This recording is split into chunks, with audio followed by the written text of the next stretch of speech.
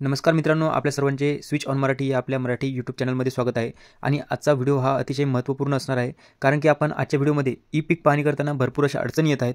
त्यावर उपाय म्हणून एक दुसरा पर्याय शोधून काढलेला आहे आणि हा पर्याय वापरून तुम्ही अतिशय सोप्या पद्धतीने जी ई पीक पाहणी आहे ती करू शकणार आहात. तर मित्रांनो, जर तुम्ही अजूनसुद्धा ई पीक पाहणी केली नसेल तर ती करणे आवश्यक आहे आणि ती करण्याकरिता भरपूर अशा अडचणी येत आहेत. तर व्हिडिओ पूर्ण पहा, जेणेकरून आपल्याला संपूर्ण माहिती व्यवस्थित मिळेल. तर ई पीक पाहणी करताना कोणकोणत्या समस्या येत आहेत, तर आपण बघू शकता की सर्व्हरचा प्रॉब्लेम येणे, त्याच्यानंतर काही जणांचं लोकेशन घेत नाही आहे, त्यानंतर ॲप चालू केल्यानंतर खूप जास्त वेळ लागत आहे. अशा वेळी आपण काय उपाय करायला हवे जेणेकरून आपल्याला ई पीक पाहणी सहजपणे करता येईल. तर त्यावर एक सोपा पर्याय म्हणजे आपण जी ई पीक पाहणी आहे ती 3 स्टेपमध्ये आपण समजून घेणार आहोत. तर अशा प्रकारच्या समस्यांवर दुसरा उपाय म्हणजे या 3 स्टेप आहेत, जे आपण करून आपली जी ई पीक पाहणी आहे ती करू शकणार आहोत. तर पहिली स्टेप जी आहे ती आहे रात्री 11 वाजता किंवा सकाळी 4 वाजताच्या वेळेत आपण ई पीक पाहणी जो ॲप आहे तो ॲप आपल्या मोबाईलमध्ये इन्स्टॉल करून घ्यायचा आहे. प्ले स्टोअरवरती आपण सहजपणे तो ॲप डाउनलोड करू शकता. आपण बघू शकता की कशा प्रकारचा तो ॲप आहे आणि कशाप्रकारे आपण इन्स्टॉल करू शकतो. नवीन प्रकारचा हा ई पीक पाहणी ॲप आलेला आहे. तर या ॲपच्या सहाय्याने आपण ई पीक पाहणी नोंदणी करणार आहोत. तर बघू शकता अशा प्रकारचा तो ॲप आहे आणि आपण आपल्या मोबाईलमध्ये इन्स्टॉल करून घ्यायचा आहे. आणि इन्स्टॉल केल्यानंतर आपण रात्रीच्या किंवा मग सकाळच्या वेळेस हा जो ॲप्लिकेशनमध्ये आहे तो मोबाईल नंबर टाकून लॉग इन करायचा आहे. यानंतर बघू शकता आपण महसूल विभागामध्ये आपला जो विभाग आहे तो विभाग निवडायचा आहे. अमरावती असेल, जो पण आपला विभाग असेल तर तो इथे या ठिकाणी निवडायचा आहे. आपण बघू शकता कशाप्रकारे निवडू शकतो. तसेच आपण खाली बघू शकता की शेतकरी कालावधी काय आहे ऑनलाईन करण्याचा. तर आपण बघू शकता की 1 ऑगस्ट ते 13 सप्टेंबरपर्यंत ही जी ई पीक पाहणी आहे ते आपण मोबाईलच्या सहाय्याने करू शकणार आहोत. या ठिकाणी वर विभाग निवडायचा आहे आपल्याला, की आपला जो पण विभाग असेल अमरावती, छत्रपती संभाजीनगर, कोकण, नागपूर, नाशिक, पुणे यापैकी जे पण आपला विभाग असेल तो विभाग निवडायचा आहे.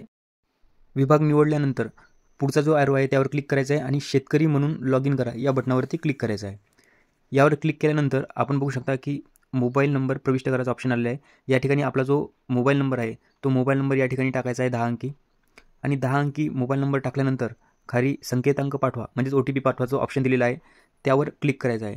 त्यावर जसे आपण क्लिक करू तर आपला जो मोबाईल नंबर आहे त्या मोबाईल नंबरवर एक 4 अंकी नंबर येईल. त्याच्या अगोदर आपल्याला जो नाव आहे तो नाव या ठिकाणी आपलं टाकायचं आहे, की आपलं जे नाव आहे संपूर्ण नावाच्या ठिकाणी नाव टाकायचं आहे आणि खाली संकेतांक पाठवाचा ऑप्शन आहे त्यावर क्लिक करायचं आहे. त्यानंतर आपल्या मोबाईल नंबरवर एक OTP येणार आहे. तो OTP या ठिकाणी टाकल्यानंतर नोंदणी करा या बटनावर क्लिक करायचं आहे. नोंदणी करावर आपण क्लिक केल्यानंतर आपल्यासमोर पुढचा टप्पा येईल, पुन्हा संकेतांक पाठवा म्हणून. तर हा मोबाईल नंबर प्रविष्ट केल्यानंतर पुन्हा संकेतांक पाठवायचा आहे.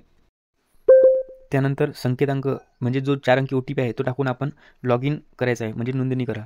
त्यानंतर आपण जो दुसरा टप्पा आहे तो दुसऱ्या टप्प्यामध्ये आपण पोहोचणार आहोत, की पहिली स्टेप आपली पूर्ण झालेली आहे आणि दुसऱ्या स्टेपमध्ये आपण आता खातेदाराची नोंदणी करणार आहोत. त्यानंतर दुसऱ्या स्टेपमध्ये आपण आपला जो विभाग आहे तो विभाग निवडायचा आहे, म्हणजे आपली जी ॲड्रेस आहे तो ॲड्रेस या ठिकाणी आपल्याला निवडून घ्यायचा आहे. तर सगळ्यात पहिले शेतकऱ्यांनी विभाग निवडावर क्लिक करून विभाग निवडायचा आहे अमरावती, जो पण असेल आपला तो. त्यानंतर विभाग निवडल्यानंतर आपला जो जिल्हा आहे तो जिल्हा या ठिकाणी निवडून घ्यायचा आहे, जो पण आपला जिल्हा आहे तो. त्यानंतर खाली तालुक्याचा ऑप्शन दिलेला आहे, जे आपला तालुका आहे तो तालुका या ठिकाणी निवडायचा आहे. तर या ठिकाणी मी निवडून घेतो. तालुका निवडल्यानंतर आपल्याला शेवटचा पर्याय म्हणजेच एक गावाचा पर्याय दिलेला आहे. आपला जो गाव आहे तो गाव या ठिकाणी निवडून घ्यायचा आहे. तर गाव निवडून झाल्यानंतर पुढच्या ॲरोवर क्लिक केल्यानंतर आपण पुढच्या या ठिकाणी पोहोचणार आहोत. आपण नावानुसार पण शेतकऱ्याची जी माहिती आहे ती पाहू शकणार आहोत, किंवा आडनावाने, किंवा मग आपण जे गट नंबर आहे तो गट नंबर किंवा खाते नंबर हा टाकून सुद्धा आपण या ठिकाणी शेतकरी पाहू शकणार आहोत. तर आपण गट नंबर टाकूया. गट नंबर टाकल्यानंतर आपण या ठिकाणी शोध हा बटन आहे. तर या शोध या बटनावर क्लिक केल्यानंतर त्या गट नंबरमधील जे पण शेतकरी आहेत त्या शेतकऱ्यांची नावे आपल्याला खातेदाराचे नावे या ठिकाणी खाली ऑप्शन दिलेलं आहे त्या ठिकाणी आपण पाहू शकणार आहोत, की त्या गट नंबरमधील जे पण खातेदार आहेत त्यांचे नाव आपल्याला इथं दिसणार आहे. त्यापैकी कोणताही आपल्याला ज्याची नोंदणी करायची आहे त्याचे नाव निवडून घ्यायचं आहे आणि समोरच्या बटनावर क्लिक करायचं आहे. त्यानंतर आपल्याला त्या खातेदाराचे नाव दिसणार आहे. त्यानंतर खातेदाराचे नाव बरोबर असल्यानंतर आपल्याला खाली त्याचा खाते नंबर तपासायचा आहे आणि खाते नंबर तपासणं झाल्यानंतर आपल्याला समोरच्या ॲरोवर क्लिक करायचं आहे. तर आपण बघू शकता की अशा प्रकारे आपली जी खातेदाराची नोंद आहे ती पद्धतशीरपणे झालेली आहे. तर ही झाली दुसरी स्टेप. या दुसऱ्या स्टेपमध्ये आपण पद्धतशीरपणे आपला जो खातेदार आहे तो निवडून घेतलेला आहे. आता ही इथपर्यंत जी स्टेप आहे ती आपल्याला सकाळी करून घ्यायची आहे. त्यानंतर येते आपली तिसरी स्टेप. तर या तिसऱ्या स्टेपमध्ये आपण काय करायचं आहे, नोंदणी झाल्यानंतर आपल्याला पीक माहिती नोंदवायची आहे. तर पीक माहिती कशाप्रकारे नोंदवायची, या ॲप्लिकेशनच्या होमपेजवर आल्यानंतर आपल्याला पीक माहिती नोंदवावर क्लिक करायचं आहे. त्यानंतर पुढे गेल्यानंतर आपला जो खाते क्रमांक आहे तो खाते क्रमांक या ठिकाणी निवडून घ्यायचा आहे. भूमापन क्रमांक जो आहे तो निवडून घ्यायचा आहे. त्यानंतर आपलं जे पीक आहे, खरीप आहे, संपूर्ण वार्षिक आहे, ते पण आहे ते निवडून घ्यायचं आहे. खरीप आपण करून राहिलो तर खरीप निवडायचं आहे. आपलं निर्भळ पीक आहे, एक पीक आहे, बहुपीक आहे, ते पण या ठिकाणून निवडून घ्यायचं आहे. त्यानंतर पीक आहे का फळबाग आहे ते या ठिकाणून खालून निवडायचं आहे पिकाच्या प्रकारमध्ये. त्यानंतर आपण काय पीक या ठिकाणी पेरलेलं आहे आपल्या शेतामध्ये, भुईमुग, तूर, सोयाबीन, उडीद, कापूस जे पण असेल ते पीक आपण या ठिकाणून निवडून घ्यायचं आहे.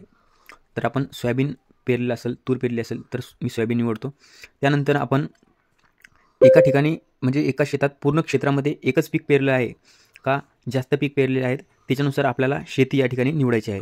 तर एक पीक असेल तर आपण पूर्ण क्षेत्र भरा यावर क्लिक करायचं आहे.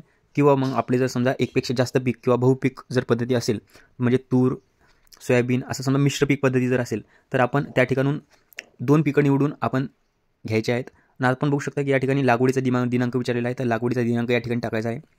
लागवडीचा दिनांक झाल्यानंतर आपल्याला जे आपण जर बहुपीक निवडलेले असेल तर आपले जे दुय्यम पीक आहे त्या दुय्यम पीकवर क्लिक करून बाकीचे जे पीक आहेत ते किती क्षेत्रामध्ये भरलेले आहेत, त्याचा लागवडचा दिनांक काय आहे, ते लागवडचा दिनांक वगैरे पूर्ण या ठिकाणी ही माहिती भरायची आहे.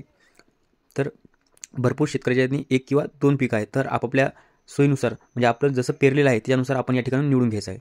त्यानंतर आपण जो पाण्याचा प्रकार आहे आपल्या शेतामध्ये की आपण कशाप्रकारे पाणी आपल्या शेतात विहीर आहे, तलाव आहे किंवा मग बोरवेल आहे त्या ठिकाणून ते निवडून घ्यायचं आहे.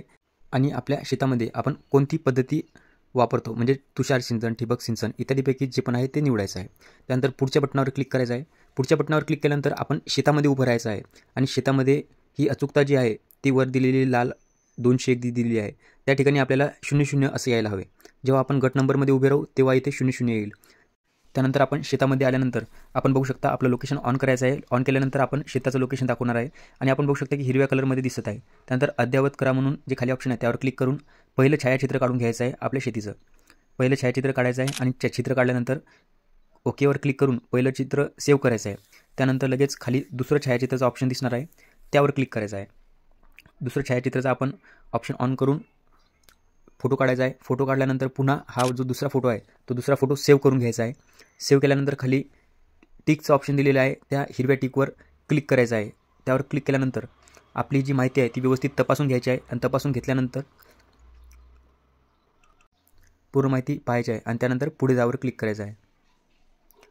तर आपण बघू शकता की अशा प्रकारचं जे आपलं ई पीक पाहणी आहे ती ई पीक पाहणी सविस्तरपणे आपण मांडलेली आहे. तर अशा प्रकारे आपली पूर्ण व्यवस्थित नोंद झालेली आहे. तर आपण ही पाहू शकता पिकाची माहिती पहा यावर क्लिक करायचं आहे साईडनं. त्यावर आपण बघू शकता की जी आपली माहिती आहे ती आपण नोंदवली गेलेली आहे आणि एकदम व्यवस्थित आणि यशस्वीपणे आपण ही नोंदवलेली आहे. आणि ही जी माहिती आहे ती आपण 48 तासाच्या आत म्हणजे भरल्यानंतर 48 तासाच्या आत आपण दुरुस्त करू शकणार आहोत किंवा मग नष्ट करू शकणार आहोत. तर काही बदल करायचा असेल तर 48 तासाच्या आत करून घ्या किंवा डिलीट करायचे असेल तेही करू शकता. तर अशा प्रकारचा अतिशय महत्त्वपूर्ण व्हिडिओ होता मित्रांनो की हा जो दुसरा पर्याय आहे तो बऱ्याच जणांना माहीत नाही. बरेच जण शेतामध्ये जाऊन पूर्ण प्रोसेस करतात त्याच्यामुळे सर्व्हरचे प्रॉब्लेम येतात. पण जर आपण अगोदरच पूर्ण नोंदणी करून ठेवली आणि फक्त लोकेशनसाठी शेतात गेलो तर आपल्याला नक्की या गोष्टीचा फायदा होणार आहे. तर हा व्हिडिओ नक्की आपल्या नातेवाईकांना, शेतकरी मित्रांना पाठवा जेणेकरून त्यांना ई पीक पाहणी करताना अडचण जाणार नाही आणि ही अडचण गेलेली असेल तर त्यांना लवकरात लवकर ही ई पीक पाहणी आहे ती व्यवस्थितशीरपणे पूर्ण करता येईल. तर भेटूया पुढच्या व्हिडिओमध्ये. तोपर्यंत जय हिंद, जय महाराष्ट्र.